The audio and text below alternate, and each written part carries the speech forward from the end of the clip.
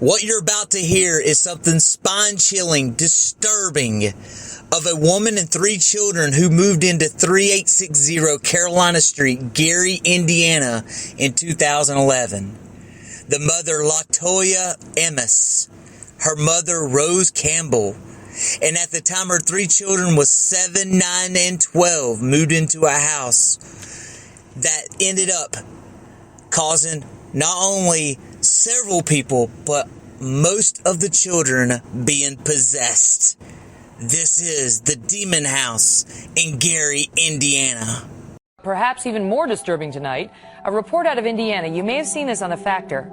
Wait until you hear where we're taking the story. The reports suggest that demons took over a family and their home. And Trace Gallagher has the details. Trace? And Megan, the comparisons to the Amityville are notable because it was just days after the Ammon family moved into their house. They say the horror began, the black flies swarming, children being levitated, shadowy figures pacing the house. Here's the mother. Listen. And I saw one like coming into full image. It was coming out of my closet. I've never seen it like that before. I would see the shadows, you know, but I've never seen it like how I'm looking at you and you're looking at me. The family sought help, but between the horror stories, the kids missing school, and being injured, the family doctor and child services got involved, with child services pointing the finger at mom, writing, quote, they believe the mother may have mental health concerns. They believe the children are performing for the mother and that she's encouraging the behavior. Then child services witnessed something that changed their view. The 9-year-old boy thrown against the wall with no one touching him. Then they write, quote, he had a weird grin on his face and began to walk backwards while the grandmother was holding his hand. He walked up the wall backwards. He flipped over and landed on his feet in front of the grandmother and sat down in the chair. Police also thought the story was a hoax until they went to the house and saw blinds dripping with oil and water where there was no source, and a mysterious figure in a window when no one was home. 37-year police veteran Captain Charles Austin saying, quote, every one of us who was there that day in the basement and who saw what we saw, we all think the same. We call it the same. That bit of dirt is a portal to hell. The family called a local priest, Father Michael Maginot, who was convinced demons had possessed the mother. He tried to contact the demons through 3 exorcisms. Here's the priest. It was pretty much without incident until we get to the part of your name, and you asked for its name. Now, so far, she's always been silent. So, and I said, is your name whatever? And then all of a sudden, she started convulsing and such. So now, once you have a name, you kind of attack it. And after she convulsed, he believes the exorcism in the end was successful. Megan. Trace, thank you. Joining us now, the reporter with the Indianapolis Star who wrote the initial story and conducted more than a dozen interviews on it. Marissa Kwiatkowski is with me now. Marissa, good to see you. Let me start with this. After all the interviews you did of independent third-party witnesses and so on, do you believe the story? It's not my job to believe or disbelieve this story. I will leave that to others. It's not your job, but what do you think? I'm asking you. I mean, were you persuaded at all? It's not my job to be persuaded either way. My job is to report the facts as they were told to me and to let people draw their own conclusions, and I wrote it that way deliberately. Well, let me ask you this. You've got a police captain saying he believes. Did you interview the people who claim to have seen the boy walking backwards up the wall? I interviewed the registered nurse who witnessed or says he witnessed the boy walking backward up the wall. I did not interview the Department of Child Services caseworker. However, I had her report from that incident. And did she claim to see it as well? She claimed to see it as well, yes. Do you have any reason to doubt their accounts? I mean, as a reporter, you always go in skeptical. I think they believe it, yes. Is there any reason that you uncovered to doubt them? In other words, any history of their relationship with the truth, any performance complaints, that kind of thing? Good question. No, there weren't any sorts of situations that gave me pause. People in credible positions doing typical work, and nothing to report. How many eyewitnesses were there to the so-called possessed behavior other than the mother? Because, the mother may or may not have had issues. There was a psychologist saying she's got some issues and the kids are basically performing for her. How many people outside of the family who are verifying these accounts? You mean in the hospital or outside of the hospital? Anybody outside of the family. It would take me a bit of time to count, but at least 5 or 6 people who say they witnessed things that were strange. Is there any audio or visual? There are not audio or visual representations of the boy walking up the wall or the levitation. There are photos of things that police saw while they were in the home, but nothing, no demons or paranormal or anything like that. All right, we'll continue to follow it. Thanks for bringing it to our attention, Marissa. All the best. Factor follow-up segment tonight. Last night, we told you about a 9-year-old Indiana boy who apparently was doing some very shocking things, so much so that exorcism was involved. The Indianapolis Star, that state's biggest newspaper, is heavily covering the story, and a captain in the Gary, Indiana police force, Charles Austin, says the situation is credible. That is incredible. Joining us now from Chicago, Father Michael Maginot, Catholic priest, who has been dealing with the situation. So, Father, I want to keep this fact-based, what you know, what you saw, what you did. Let's start with the boy. What do you know about him? Actually, I have never met any of the children. The first time I heard about the incident was when, just after the boy walked up the wall backwards. There was a furor there, people running out, calling for the police, security, the chaplain. He called me. I was in my parish conducting a Bible study class, and I got the call because I was on call for the Catholic priest chaplain who was off at that time. And they called me in to do an exorcism. And I said, but let me stop you there. Exorcism is a very rare and serious thing that the Catholic Church, and you have to go through a lot of hoops to get it approved, to get the people in. It disturbs me a little bit that the boy involved, and this is according to the newspaper and other eyewitnesses, was doing incredible things like walking up walls and things like that. But you yourself never talked to the boy. Why not? Well, when I went to do the interview at the home with the mother and the grandmother, it was a 4-hour interview, and the first 2 hours were basically just getting information of all the occurrences and phenomena that was surrounding everything leading up to that incident at the emergency room in the hospital. The problem I'm having with this is, number one, you didn't see the boy. I think the credibility of the Catholic Church is in a tough way now in this country. Exorcism is a very serious thing, very, very serious. I understand you got permission from the bishop in your diocese to do this. But it just seems to me that the story is not solid enough to go public with it. And there are a lot of people watching right now that say this is more mumbo-jumbo from the Roman Catholic Church and no credibility here at all. How would you answer that? Well, the 2 boys and the girl one was put into a lockdown psychological children's ward, and the other 2 were taken to the Carmelite sisters who take care of foster children. And so they were taken away from the parents and from the mother and the grandmother, and so I didn't have access to them. And I discovered in the investigation that the mother was also possessed. Mainly at the very end, I put the crucifix on her forehead and she began to convulse. As a Catholic priest for many years, you believe that there is something unworldly involved with this family. You do believe that? All right, Father. Yeah, I do. I'm going to stop it there, and we appreciate your time very much. Thank you.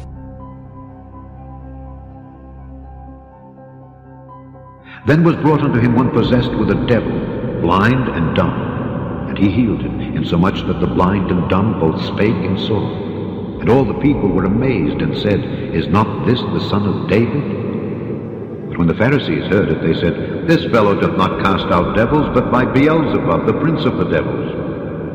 And Jesus knew their thoughts, and said unto them, Every kingdom divided against itself is brought to desolation, and every city or house divided against itself shall not stand. And if Satan cast out Satan, he is divided against himself. How shall then his kingdom stand? And if I by Beelzebub cast out devils, by whom do your children cast them out? Therefore they shall be your judges.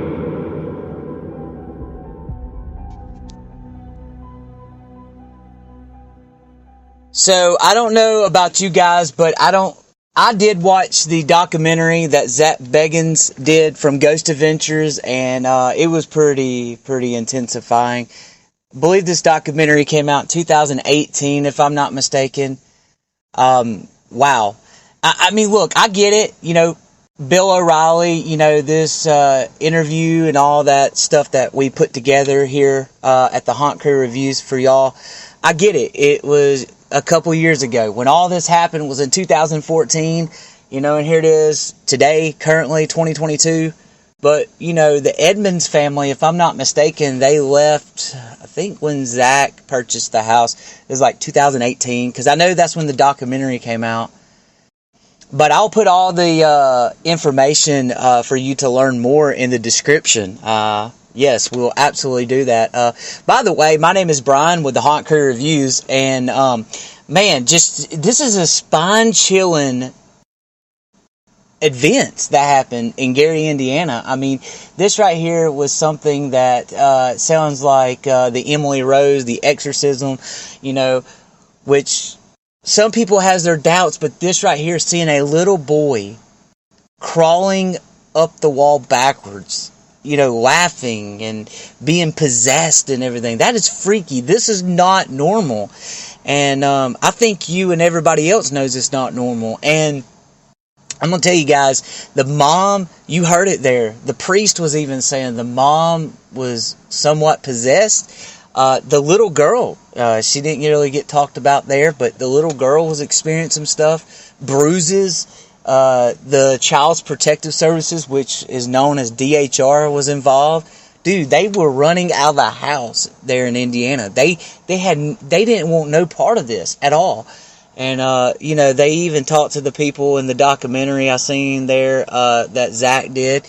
And they even said the neighbors, and they were out, the guy was out there mowing his yard and stuff next door. And like, their neighbors are not really far apart at all. And, dude, they were talking about how terrifying this stuff is. So I believe this story is legit.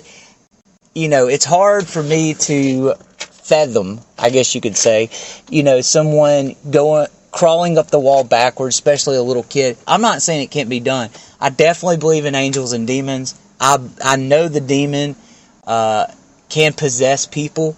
I get all that. And it even says in the Bible, not trying to get all biblical here, but yeah, that, you know, people had to cleanse a boy, you know, there was exorcisms done and stuff. And so I absolutely believe that stuff like that is real. And, but man, you know, it's something that I really don't know if I want to experience, to be honest with you.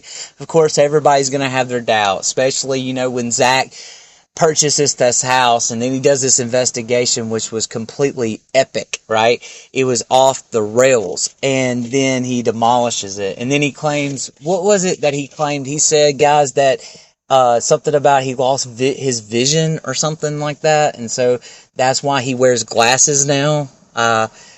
Again, I followed this story, you know, back in the day, and well, I guess I shouldn't say back in the day, because what was it, only like 4 or 5, 6 years ago, but I remember I followed it, guys, and this is extremely terrifying. You know, we're not talking about something paranormal, we're talking about something creature, something that's non-human, like a non-human living creature that's possessing these little bitty boys and girls and this family and all this stuff. And I don't know, man. I really don't know. I from what I understand, the Edmonds family, LaToya, I believe she said, which is the mom, she was saying, I think that they're fine now. There's no experiences going on wherever they moved at.